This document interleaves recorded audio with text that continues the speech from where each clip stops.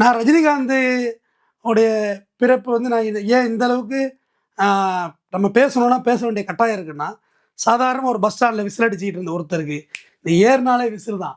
75வது வயதில் கால் எடுத்து வைக்கிறார் ரஜினிகாந்த் அவர்கள். பல்லாண்டு காலம் வாழணும். ஏறுனாலே இவ்வளோ பெரிய பாப்புலேஷன், இவ்வளோ பெரிய விசிலிங்ஸ் யாருக்கும் வராது. அதை விட இல்லாமல் இன்னைக்கு வர்ற 15-16 வயசு கதாநாயகிகள் கூட ரஜினி சாரோட ஒரு படம் பண்ணிடணுங்கிறாங்க. அப்போ அவர் எவ்வளோ பெரிய மாசாக இருக்கார் பாரு. 75 வயசு இன்னமும் அவர் சொல்கிறாரு மேடையில், இந்த கிழமை மேலே கட்டுறான் பணத்தை, இந்த குதிரை கட்டினா ஓடுதுங்கிறார். ரஜினி மேலே தைரியமாக பணம் போடுறாங்க, தம்பி படம் ஓடுது.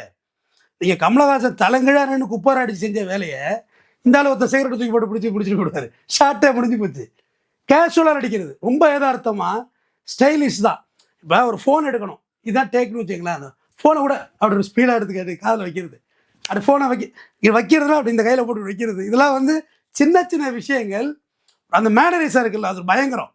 இன்னைக்கு இப்படி வச்சுக்கோ, நீங்கள் ஜென்சி கிட்ஸு, அதுக்கு பிறகு இப்போ என்னுடைய பசங்க கிட்ஸ் இருக்காங்கல்ல, அவங்களுக்கு ரஜினியை பிடிக்குது. அந்த முகம் வந்து ஒரு யூனிக்கான முகம். அது பெரிய லெவலில் மேக்கப் போட்டுக்கிட்டு கமலஹாசன்லாம் பயங்கர காம்ப்ளிகேட் ஆக்கிட்டார் தன்னை. 10 அவதாரம் போட்டார், அடுத்து 20 அவதாரம் தான் போடணும். அதனால எதிர்பார்ப்போம் ஆடியன்ஸு. கமலோட ஃபேன், நான் பிக் ஃபேன். ஆனால் ரஜினி சாதாரணமாக ஜெயிச்சாருன்னு சொல்லுவார், ரொம்ப எளிமையாக சின்ன விஷயத்தை வச்சு.